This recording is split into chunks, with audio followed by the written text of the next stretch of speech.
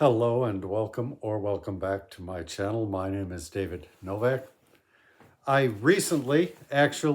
most recently did a video that did not need to be made, a Dante show and tell, as I called it. Basically, I just showed off some books which I own either by Dante Alighieri or about Dante Alighieri. And that put me into mind. Come here, you.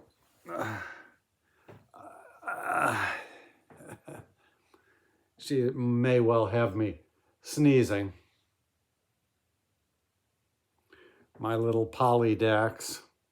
Now, if you go to my books for sale and you look at the book about the epidemic, the pandemic, Quarantine Boutique, and you notice a picture of a cat on the cover, you will see a polydax that looks kind of like this one, but is not the same cat. And unfortunately, this breed of cat is highly allergenic. And so while she is here, I may well wind up having some kind of asthmatic fit. Let us hope not. Anyhow, was I saying something about something?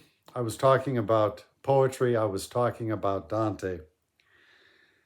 And I've done a couple of videos here and there where Dante comes into the mix. One was talking about Eliot's essay, What Dante Means to Me. I believe that was it. If that is the case, I will put a link to that in the description box as well as my show and tell video, the most recent one, wherein I show my books by and about Dante. Not a lot. But I think in the one where I talk about Eliot, I mentioned that, like T.S. Eliot, my relationship to Dante is a little bit different. I have more of a personal relationship of sorts with the poet. I encountered his work when I was very young. And so it is not the same as, say, a fully mature adult encountering the comedy by Dante as a scholar, or even as a young scholar in college class. So I've shown a couple of times my two big poems, the Requiem, which was the first of the big poems that I wrote, and the Resurgiad, which is the second of the big poems. Here's the cover of that one. It has an unfortunate title, but it was the best that I could do. So let us talk about the Requiem a little bit. This was actually published in 2000, I think, or actually 1999, but I didn't copyright it until 2000. So you had 3 months, and I thought the year 2000 was special. In retrospect, I wish I had done so earlier and given it the 99 copyright, but I didn't do that. It's neither here nor there. The book was written in 1998, so that, and it was something like February of 1998. So it is approaching some kind of a birthday come February. So what, 98 to 08 to 18 to 28.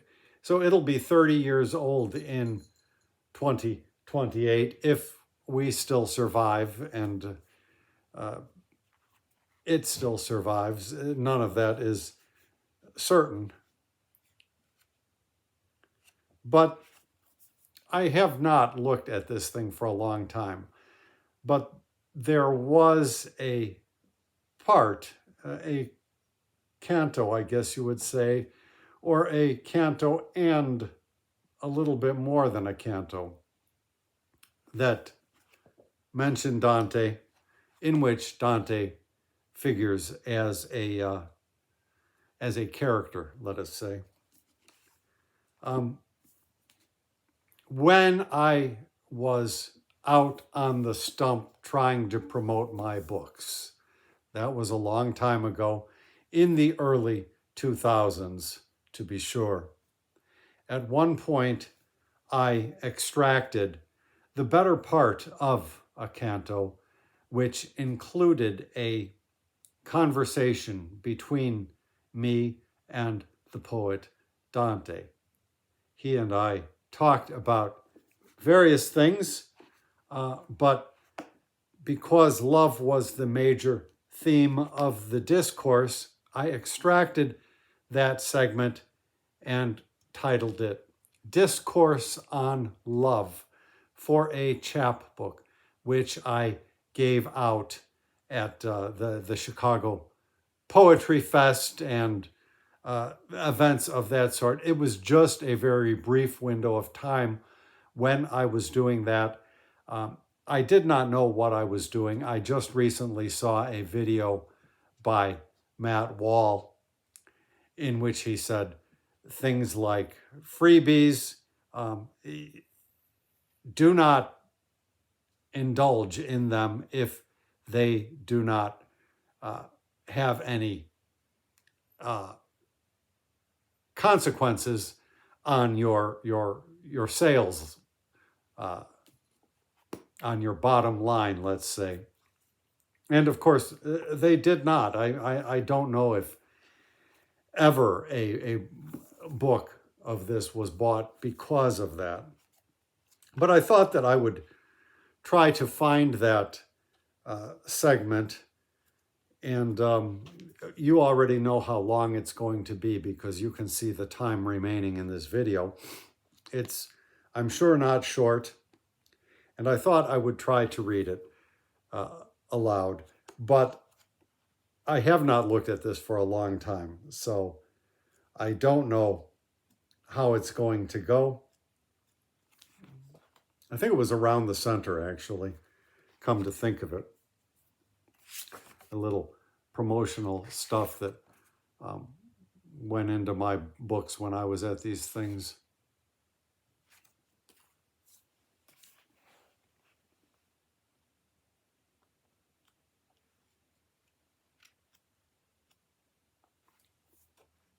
So this is, as I say, a narrative, and I am walking with Dante. And I, then isn't it better to have no wish for love? I told him of the women that I had seen, who thirsty seemed to crave what is the drink of life to any human, though, as though guided by a vagrant omen, themselves from its procurement they have severed.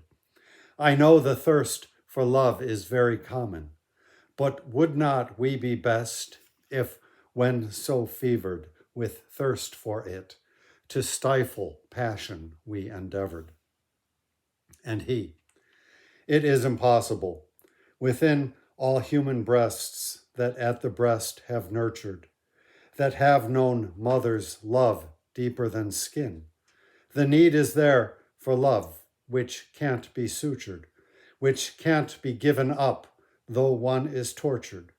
For love bears no retrenchments, and with love sorrows must come, as summer's apple orchard becomes in winter desolation's grove. Love bears this dual nature, which none can remove. As for those women, I believe you mean that stay within the pit of frowardness, who have forsaken love, and so demean themselves, though what the cause is they can't guess. Did they not in contumacy so dress themselves they would be fit to be a bride. But thirst for love is never rendered less, although it has been fully satisfied, and they from sorrow even so could never hide. In fact, had they not chosen to remain self-satisfied within the pool of sloth, but loved and been loved, they would know the pain of satisfaction and bereavement both, which is perhaps the reason they are loath to act in such a way as but invites love which provides a fertile undergrowth to all our human longings it requites into their hearts, for less our fantasizings blights. True love is cruel, a blade which cuts both as it enters and it leaves its wound forever on the heart once for all ways, no matter that the soul receiving swooned, or that in piercing it nor made a sound. Yet souls such as those women's, which avoid the opportunity for love, yet found that they without it were not overjoyed, but bitterly resentful at what they've destroyed. Along with them, there is a pit of men, of those that were seducers. Here his eyes focused on mine more gravely, as again his words continued, who deeply despise the thought of love as something full of lies, who seek their conquests, which is but a way their heart avoidance of the issue tries to get, which has to fail, as even they may fall in love by chance, as a seducer may. He spoke no further words on that, but said, "It's best that we continue." And so I stood up with him who has so long been dead, restraining tears, though I wanted to cry, distraught and comforted with him nearby, who is my master, in so far the verse that I have written, if not aiming high, holds any meaning for the world, far worse than I one time had hoped for, following love's course. But as he said, my business must be but to make my headway on the present path, and not to be diverted but to what are worldly matters, worth nor praise nor wrath, themselves superfluous. For so he hath implied in bearing himself wholly grave, his whole life story but the aftermath of an event in love, such as few have, as even I received, forever after slave.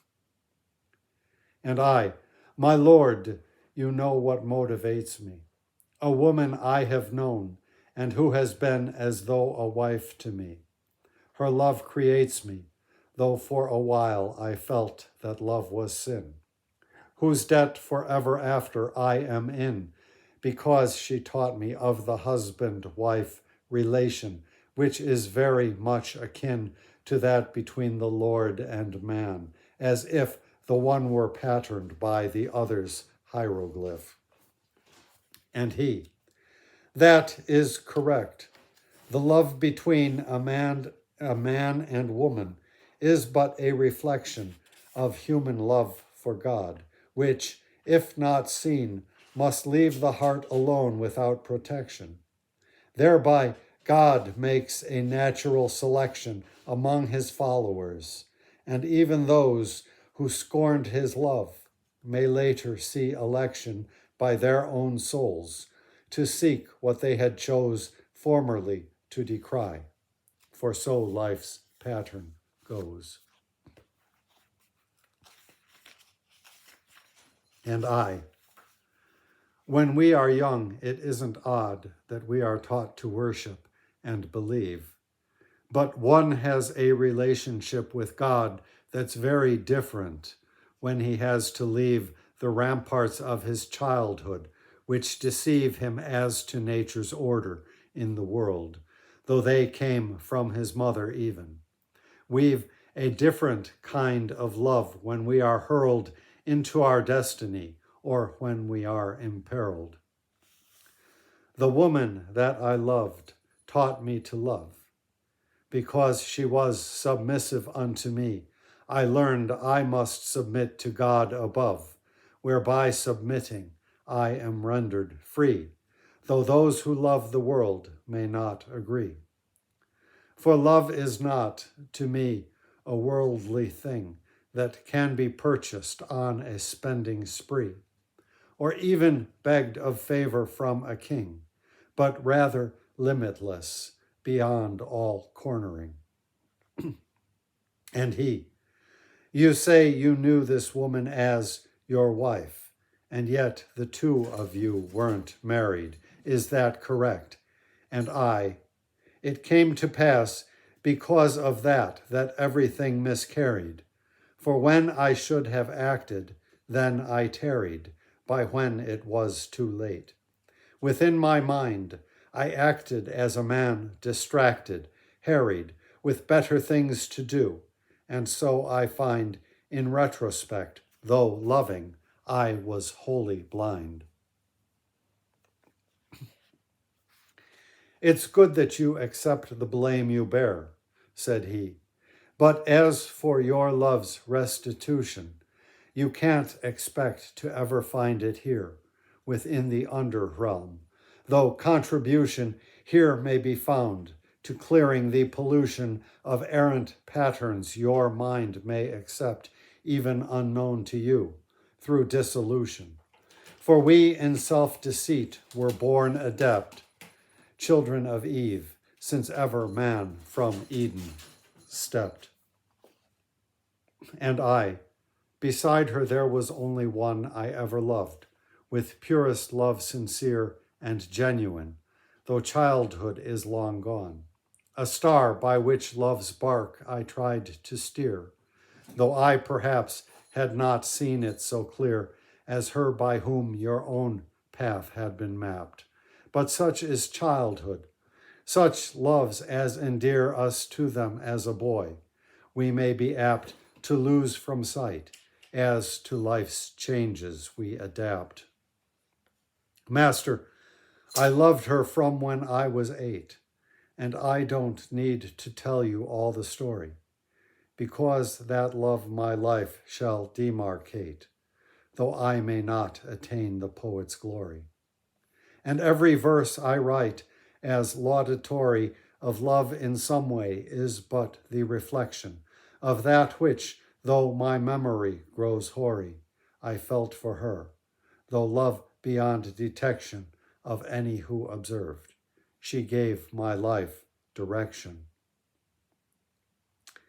I loved her till the time when I had entered on high school, when a boy becomes a man, whereat my flighty heart was often centered on this or that young lady, clearly an inferior attraction, each one than the one whom I had loved so faithfully, and of whose love I was custodian, which first love was forgotten, so by me, at high school, as though it had never seemed to be.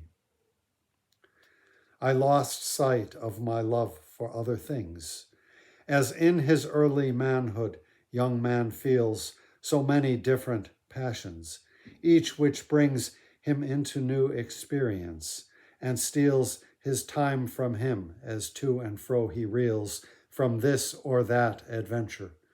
And I had my share of them, but none which greatly seals my destiny as she, if I may add, whose name was Bonnie, that I loved when just a lad.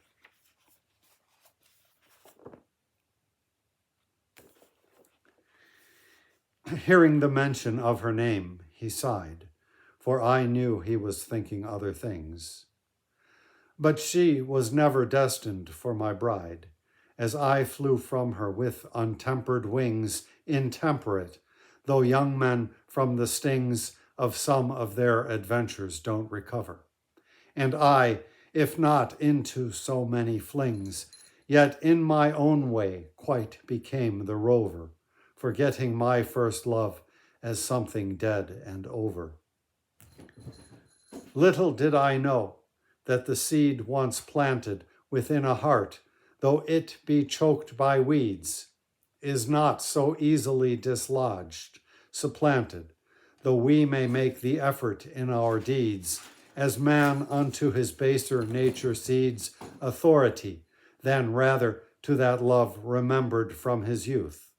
But that impedes his true love's progress merely, which may prove no more than detriment, if willed by God above.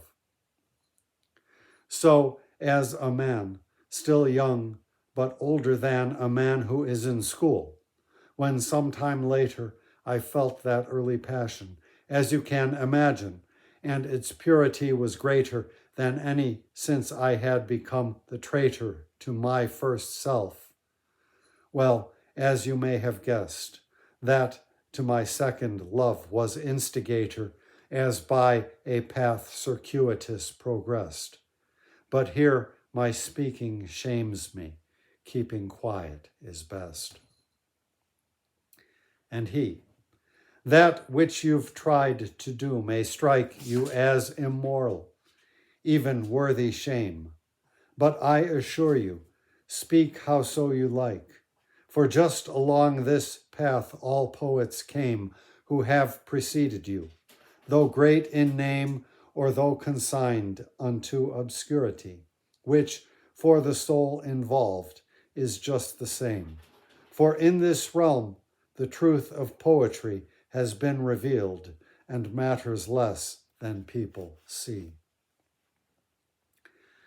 Out in the world, the words a poet speaks may have importance for a time, but none unto himself, save as such meaning leaks backwards across the lines that he has done, but wholly unperceived by anyone, and for that he has greater poets than himself to turn to, who more neatly spun the tale of love than in his verse he can. But you retain the memory whence love began.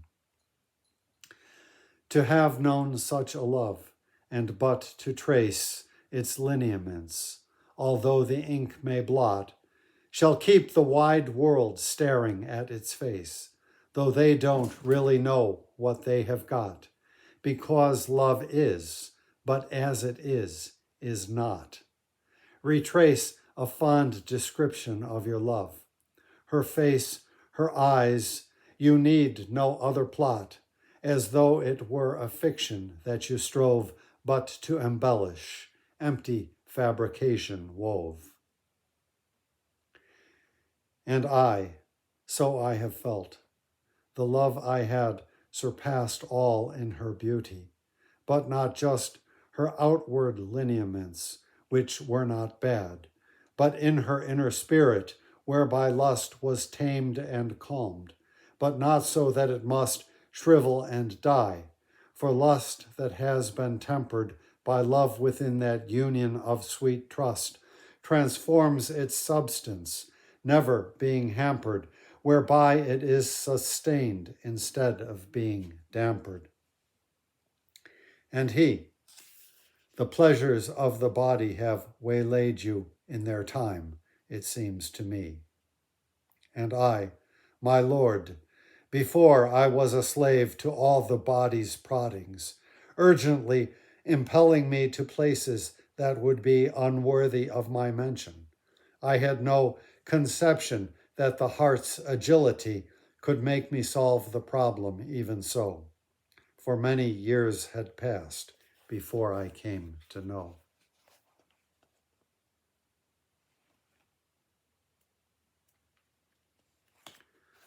Well, it goes on, but I think I will leave it there. So that was just a little bit from the conversation I had with the poet Dante in my big poem, The Requiem.